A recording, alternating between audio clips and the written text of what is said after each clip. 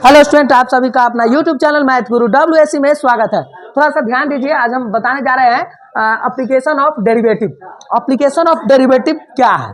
नहीं, ये डिफरेंशिएशन का उपयोग है। तो डिफरेंशिएशन का उपयोग है और इसको 2 नंबर वाला सवाल जो पूछता है उसमें ज़रूरत है और ऑब्जेक्टिव में भी कुछ ज़रूरत होता है। ठीक है, तो थोड़ा सा हम लेकर आए हैं सबका थ्योरी पोर्शन, और उसमें जो है बस जितना बता रहे हैं उतना अगर देख लीजिएगा, आपको जो है कोई भी क्वेश्चन आपका एप्लीकेशन ऑफ डेरिवेटिव से नहीं छूटेगा। ठीक है ना।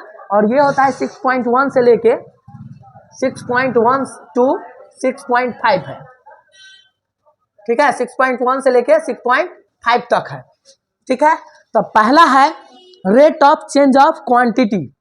Rate of change of quantity यानी राशियों में परिवर्तन की दर।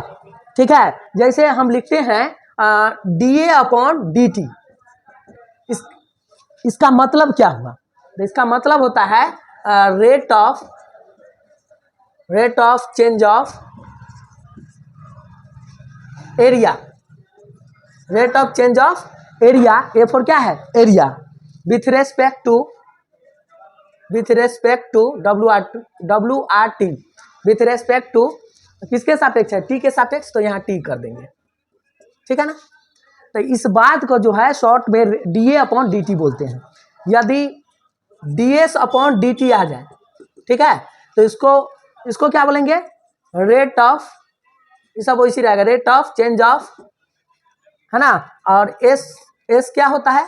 वो सरफेस एरिया।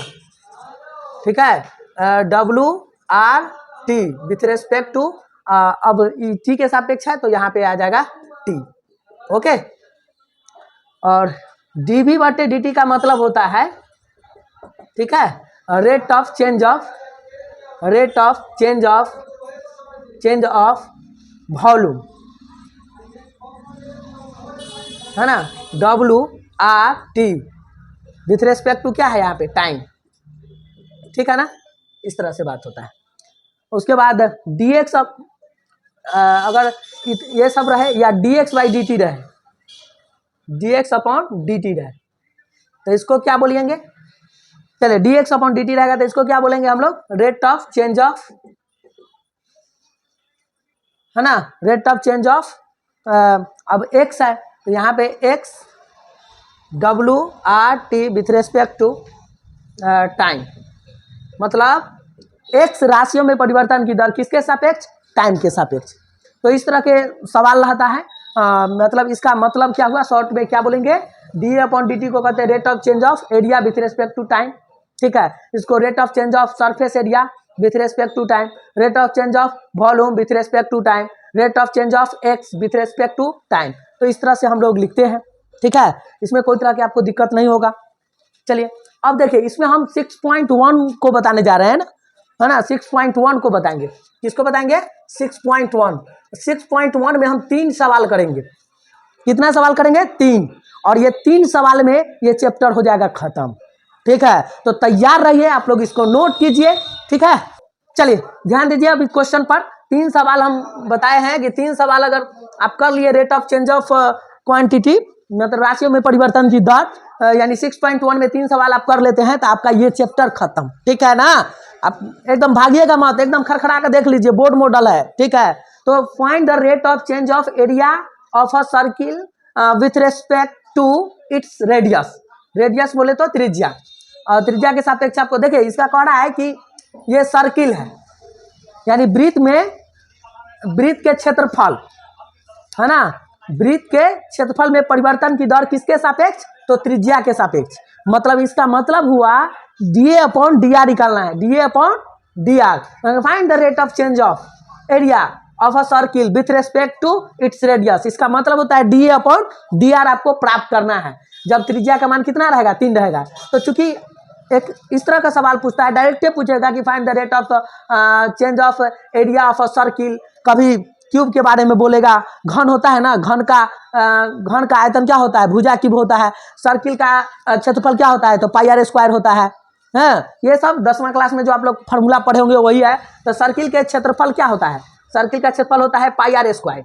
ठीक है, आपको ना कह रहा है कि वृत्त वृत्त के क्षेत्रफल में परिवर्तन की दर किसके सापेक्ष? त्रिज्या के सापेक्ष। मतलब अब डीवीएस कर देंगे, DVS W R T radius के सापेक्ष, रेडियस के सापेक्ष। मतलब डीए अपॉन डी आर, पाई कांस्टेंट है, ये क्या हो जाएगा 2r, और D R upon D R, ये आपका कैंसिल हो गया। ओके, तो इस तरह से आपका ये वैल्यू जो हो जाएगा, देख लीजिए थोड़ा सा, D A upon D R, ठीक है। और जब त्रिज्या का मान कितना रहना चाहिए? त्रिज्या का मान आपका कितना होना चाहिए? डी अपॉन डी आर है ना, और त्रिज्या का मान आपको होना चाहिए 3, आर बराबर 3। तो इसका मतलब पाई तो है, फिर गुना में आएगा 2 और त्रिज्या का मान क्या हो जाएगा 3।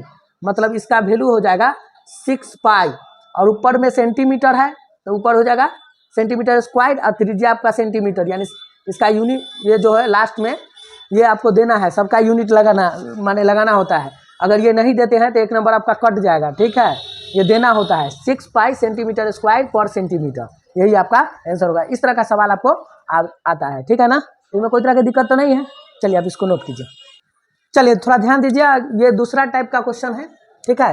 इसमें क्या है उसको देखिए। क्वेश्चन आपको लगेगा कि बहुत बड़ा बड़ा है, लेकिन इंग्लिश से डरिएगा मत, ठीक है। हम बता देते हैं, इसका मीनिंग आप नहीं भी जानते हैं फिर भी बना लीजिएगा। थोड़ा सा ध्यान दीजिए, थोड़ा मोड़ा देखिए and is of a variable cube is increasing at the rate of 3 centimetre पर सेकेंड, है ना।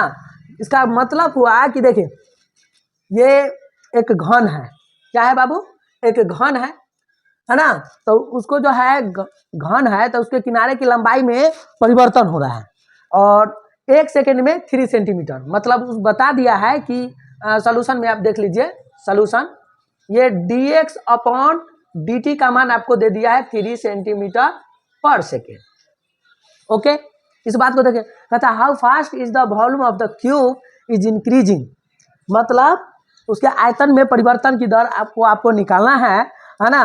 When the is 10 centimetre long, मतलब किनारे की लंबाई जब 10 सेंटीमीटर हो जाएगा। इसका मतलब हुआ बाबू कि सबसे पहले हम क्या करेंगे कि देखिए किनारे की लंबाई 10 सेंटीमीटर होगा तो आयतन में परिवर्तन की दर, मतलब ये पूछ रहा है। अच्छा, आपको तो ये पूछा नहीं है कि आयतन में परिवर्तन की दर किसके सापेक्ष, लेकिन आप जो है ये अगर टी के सापेक्ष यहाँ परिवर्तन हो रहा है तो आयतन में भी परिवर्तन की दर किसके सापेक्ष होगा? टी के सापेक्ष होगा। ये बात को दिमाग में, यहाँ बोला नहीं है how fast is the volume of the cube increasing, मतलब आयतन में परिवर्तन की, आयतन में जो वहाँ पे बढ़ोतरी हो रहा है, तो भाई यहाँ अगर टी के सापेक्ष है तो उसके आयतन में परिवर्तन की दर किसके सापेक्ष होगा? टी के सापेक्ष होगा। बात समझ रहा है ना। यह पकड़ने का एक महामंत्र है, ठीक है। तो ये आपको निकालना है ना। जब किनारे की लंबाई कितना हो जाएगा, कितना हो जाएगा 10 सेंटीमीटर। तो इसको बनाने के लिए हम लोग क्या करेंगे? तो सबसे पहले कुछ नहीं करेंगे, ये आप घन के बारे में बताया गया है तो घन का आयतन के बारे में, तो घन का आयतन होता है भुजा क्यू, चूंकि लिख देंगे घन का आयतन होता है भुजा क्यू। आई टी के सापेक्ष डिफ्रेंशिएट है तो हम भी टी के सापेक्ष इसको डिफ्रेंशिएट करेंगे, तो लिख देंगे डी बी एस और डब्ल्यू आर टी, और किसके सापेक्ष? तो टी के सापेक्ष लिख देंगे यहाँ पे। तो डी वी अपॉन यहाँ पे हो जाएगा डी टी, और ये हो जाएगा 3x square D x upon D T. तब बताबू भाई लोग यहाँ पे देख लो क्या होता है अब कि dx अपॉन dt का मान तो आपको पता ही होगा, और क्या होगा तो थोड़ा सा ध्यान दीजिए, मुखातिब रहिए। x का मान आपको दिया है dv अपॉन dt का मान आपको, जब x का मान कितना हो जाए 10, किनारे की लंबाई 10 सेंटीमीटर लंबा हो जाए तब निकालना है। तो x के जगह आप 10 रख दीजिए तो 10 के स्क्वायर, और dx बाई dt का वैल्यू आपको 3 है। इसको पूरा सॉल्व कीजिएगा बाबू तो ये हो जाएगा 100। अब 100 में अगर 3 से गुना किया 300 कितना हो जाएगा? तो 900 हो जाएगा टोटल 900। और आयतन देखिए सेंटीमीटर में यूज किया है तो सेंटीमीटर क्यूब, और टाइम है तो नीचे में क्या हो जाएगा? सेकेंड, और यही आपका आंसर है। देखिए भाई इसको अगर आप नहीं दीजिएगा तो एक नंबर आपका कट जाएगा, ठीक है। तो लास्ट में आयतन है तो क्यूब में करेंगे, और टाइम है तो सेकेंड कर देंगे, ये यूनिट लिखना पड़ेगा, ठीक है ना। तो आप इसको नोट कर लीजिए। चलिए थोड़ा ध्यान दीजिए। अब ये तीसरा टाइप का सवाल है जिसमें the volume of cube is increasing at the rate of 8 centimetre cube per second. How fast is the surface area increasing when the length of an each is 12 centimetre. इसका मतलब हुआ कि देखिए आपके पास एक घन है और घन के आयतन में परिवर्तन की दर 8 सेंटीमीटर क्यूब पर सेकेंड है, ठीक है। यानी dv सोल्यूशन में लिखिएगा, सोल्यूशन में कि dv/dt का मान दे दिया 8 centimetre cube per second. Okay, ये क्वेश्चन में आपको दिया गया है। उसके बाद when the how fast is the surface area increasing, है ना। तो सरफेस एरिया में जो है किस तरह माने इंक्रीजिंग हो रहा है। तो अगर ये टी के सापेक्ष है तो सरफेस एरिया में परिवर्तन भी किसके सापेक्ष होगा, टी के सापेक्ष होगा। इसका मतलब ds/dt बराबर व्हाट, ठीक है। और कहता है जब किनारे की लंबाई जो होगा वो 12 सेंटीमीटर कर दिया जाएगा, ठीक है ना। तो इस तरह से आपका ये सवाल है। और यदि इस सवाल में dv/dt या da/dt, यदि सवाल में dv/dt या da/dt क्वेश्चन में दिया रहे तो सबसे पहले उसी के फॉर्मूला लिखकर और जिसके सापेक्ष डिफरेंशिएट होगा उसी के सापेक्ष हम लोग डिफरेंशिएट करेंगे, ठीक है ना। और वही पूछा तो आंसर मार देंगे। यदि वो नहीं पूछा और कोई दूसरा पूछ रहा है तो उसको होल्ड पर रोक देंगे और फिर दूसरा वाला फार्मूला लगा के और जिसके सापेक्ष डिफरेंशिएट रहेगा उसके सापेक्ष डिफरेंशिएट करेंगे और उसके बाद जो है उसका जो होल्ड पर रोक दिया है उसका यूज कर लेंगे, ठीक है। और ये सवाल बन जाएगा। इसका मतलब हुआ कि आप ध्यान दीजिए कि देखिए आयतन में परिवर्तन की दर समय के सापेक्ष दिया हुआ है, आपको नजर आ रहा है ना। कभी कभी da/dt देगा, है ना, या dv/dt देगा।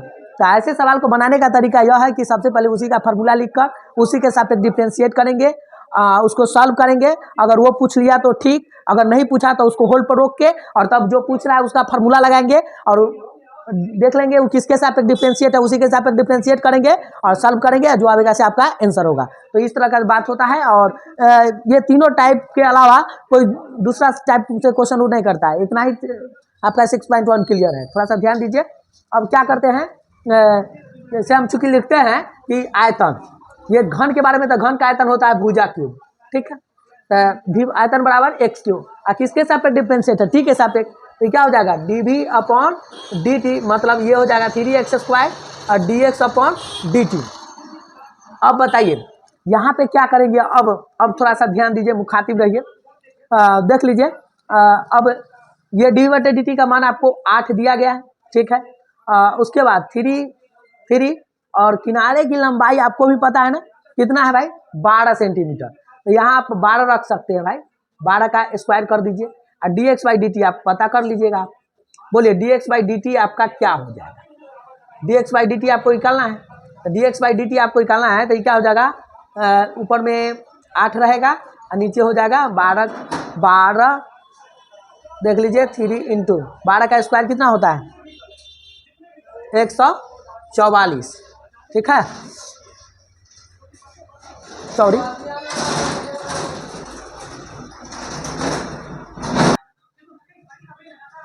चलिए तो थोड़ा सा आप ध्यान दीजिएगा, यहाँ पे हमको जो है, चलिए ध्यान दीजिए, dx/dt का मान निकाल लीजिए, ठीक है।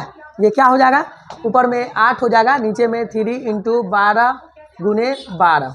इसको सॉल्व कर लेना है हमको, ठीक है। चलिए इधर ध्यान दीजिए, इसको सॉल्व करके ये तो पूछ नहीं रहा है आपसे, वो पूछ रहा है तो उसका वैल्यू आप निकालिए, क्योंकि आपको सरफेस एरिया क्या होता है, घन के बारे में बोलना है ना। घन का जो होता है सरफेस एरिया होता है 6 गुना भुजा स्क्वायर, ठीक है। यहाँ लिखिए, आप किसके सापेक्ष डिफरेंस होगा, टी के सापेक्ष। तो यहाँ हो जाएगा ds/dt 6 दूनी 12x dx/dt, dx/dt हो जाएगा। अब बताइए ds/dt, ओके।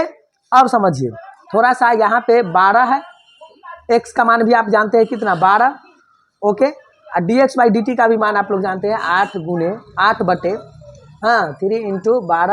12 दिखाई दे रहा है। अब ये क्या होगा, ये 12 से 12 आपका 2 को 12 कैंसिल, ये ds/dt आपका क्या बचा उसको समझिए, 8/3।